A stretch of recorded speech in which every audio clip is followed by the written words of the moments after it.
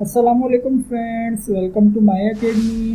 तो फ्रेंड्स, आज हम जावा के कंप्लीट कोर्स की सीरीज़ के अंदर एक और वीडियो के साथ आपकी खिदमत में हाजिर हुए हैं। आज की वीडियो में हम जावा के अंदर मेथड्स देखने वाले हैं, जिन्हें बहुत से लोग फंक्शंस भी कहते हैं। तो आइए बगैर टाइम वेस्ट किए आज की वीडियो स्टार्ट करते हैं।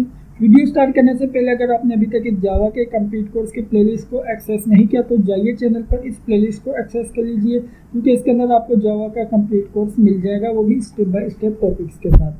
तो आइए सबसे पहले मेथड देखने के लिए या फंक्शन देखने के लिए एक न्यू क्लास क्रिएट करते हैं। अब हम यहाँ पर इसे क्लास को नेम देते हैं मेथड्स डॉट जावा। तो इस तरीके से हमने यहाँ पर एक मेथड्स डॉट जावा के नेम से एक न्यू क्लास क्रिएट कर ली है। अब हम यहाँ पर क्या करेंगे, इस क्लास के अंदर सबसे पहले तो मेन फंक्शन इंक्लूड कर लेते हैं। तो फ्रेंड्स, सबसे पहले हम बात कर लेते हैं कि मेथड्स होते क्या हैं।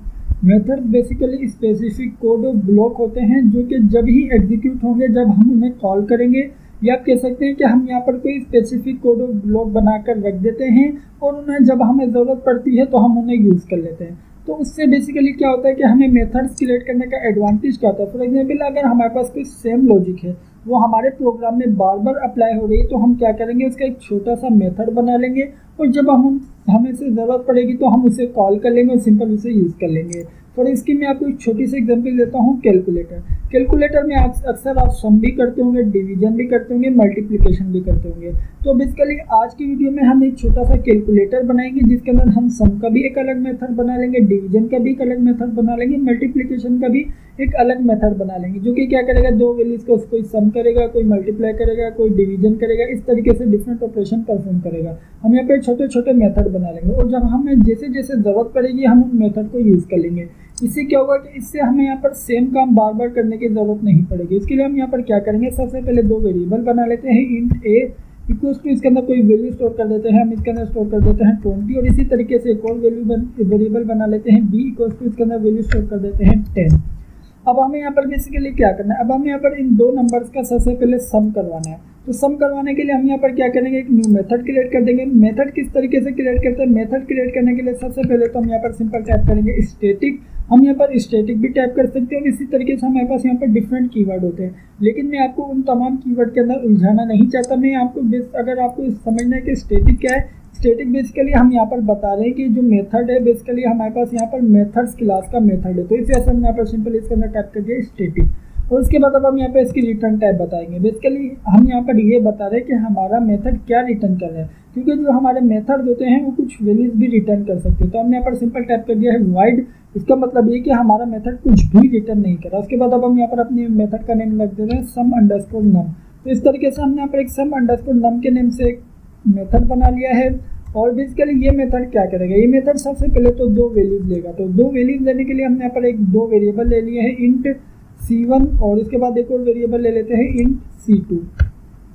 बेसिकली इन दोनों वेरिएबल का क्या काम होगा कि जो भी मेन से या जो भी मेन फंक्शन से वैल्यूज आएगी वो स्टोर करेंगे, और उसके बाद अब हम यहाँ पर जो भी वैल्यूज आएगी वो हम C1 और C2 के अंदर जो भी स्टोर हुई हुई होगी इसके अंदर हम टास्क परफॉर्म करेंगे।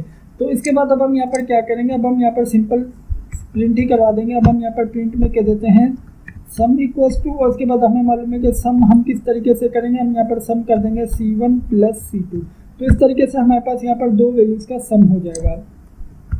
तो इस तरीके से हमने यहाँ पर एक छोटा सा मेथड बना लिया, जो कि क्या करेगा, जो कि दो वैल्यूज़ को सम करने का काम करेगा। तो आइए अब हम यहाँ पर सबसे पहले इस मेथड को टेस्ट कर लेते हैं। तो बेसिकली अब हम यहाँ पर ये सीखते हैं कि किस तरीके से हम यहाँ पर इस मेथड को अपने मेन के अंदर कॉल कर सकते हैं।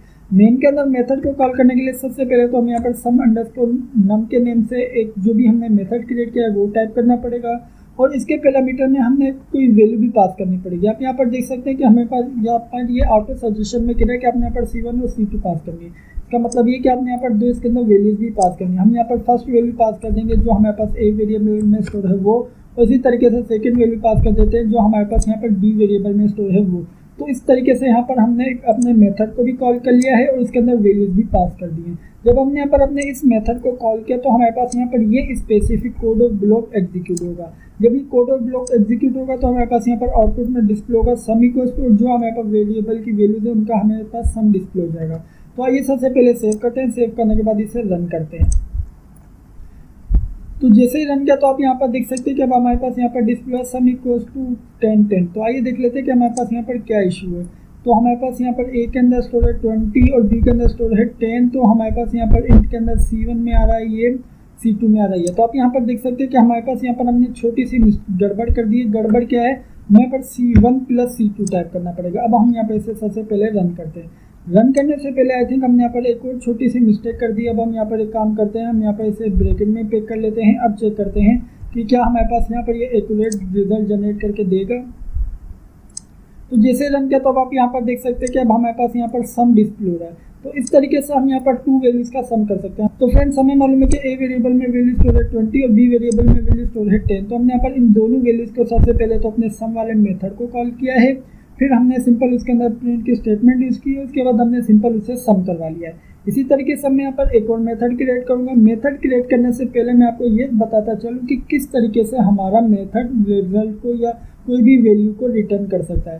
तो रिटर्न करने के लिए हम यहाँ पर क्या करेंगे, हम यहाँ पर प्रिंट ना करवा कर हम यहाँ पर एक और वेरिएबल ले लेते हैं रिजल्ट के नेम से। हम कहते हैं रिजल्ट इक्वल्स टू जो C1 की वैल्यू है आपने सिंपल ऐड कर देनी है C1 + C2।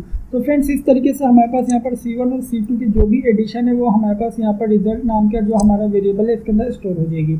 वेरिएबल के अंदर स्टोर होने के बाद अब हम यहाँ पर सबसे पहले तो इसे रिटर्न कर देते हैं। हम यहाँ पर रिटर्न कर देते हैं रिजल्ट को।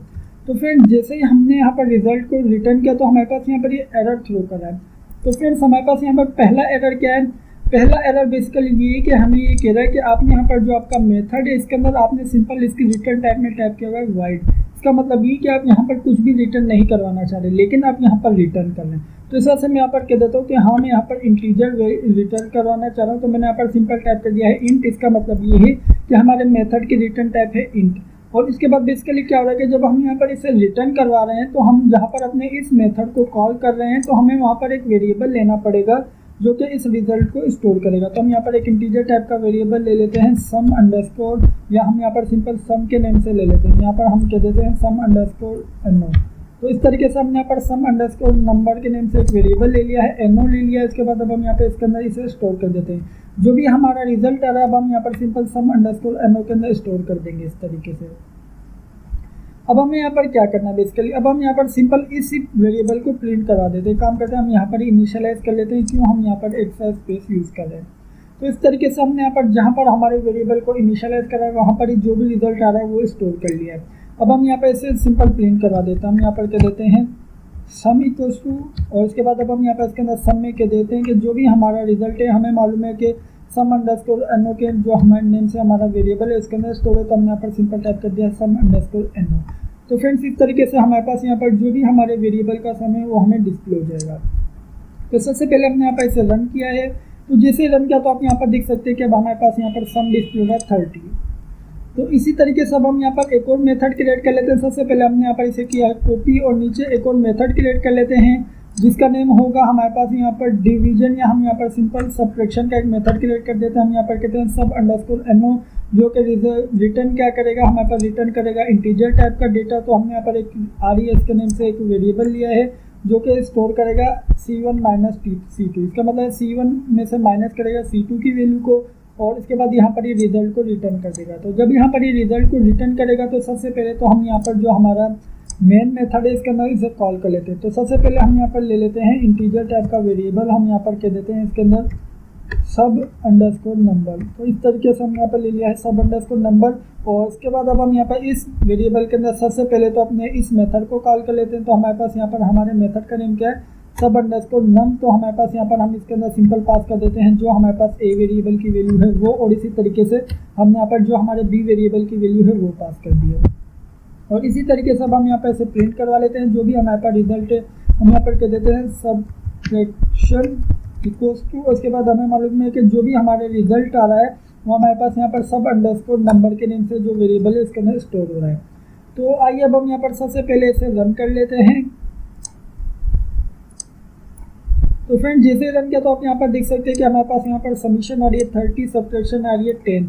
तो इस तरीके से हमने यहाँ पर एक और स्पेसिफिक कोड और ब्लॉक क्रिएट कर लिया है जो कि जब एग्जीक्यूट होगा जब हम इसे कॉल करेंगे। इसी तरीके से फॉर एग्जाम्पल मैं चाहता हूँ कि जो मेरा यहाँ पर जो मेथड है सब्ट्रैक्शन का, इससे मैं कुछ और वैल्यूज सब्ट्रैक्ट कर रहा हूँ। फॉर एग्जाम्पल मैं यहाँ पर ए और बी को करवा रहा हूँ। मैं यहाँ पर चाहता हूँ कि मैं यहाँ पर सब्ट्रैक्शन करवाऊँ 150 में से मैं चाहता हूँ कि मैं यहाँ पर सब्ट्रैक्शन करवाऊँ 75 को। तो इस केस में क्या होगा, हमारे पास यहाँ पर ये 150 में से हमें सब्ट्रैक्ट करके देगा 75 को। तो आइए देख लेते हैं कि हमारे पास यहाँ पर रिजल्ट क्या जनरेट करके देगा। तो फ्रेंड जैसे रन किया तो आप यहाँ पर देख सकते हैं कि अब हमारे पास यहाँ पर ये रिजल्ट जनरेट करके दे रहा है 75। तो इस तरीके से हमारे पास यहाँ पर ये स्पेसिफिक कोड और ब्लॉक था जिसे हमने यहाँ पर मल्टीपल टाइम यूज़ किया है। तो फ्रेंड्स इस तरीके से हमारे पास जावा के अंदर मेथड्स होते हैं। तो फ्रेंड्स आज की वीडियो में इतना ही। मैं उम्मीद करता हूँ कि आपको आज की वीडियो अच्छी लगी होगी और समझ आई होगी। अगर वीडियो अच्छी लगी तो वीडियो को लाइक लाजमी कीजिएगा, और अगर आपने अभी तक चैनल को सब्सक्राइब नहीं किया हुआ तो सबसे पहले चैनल को सब्सक्राइब कर लीजिए और बेल के आइकन पर लाजमी क्लिक कीजिएगा। Thank you for watching this video friends, bye bye.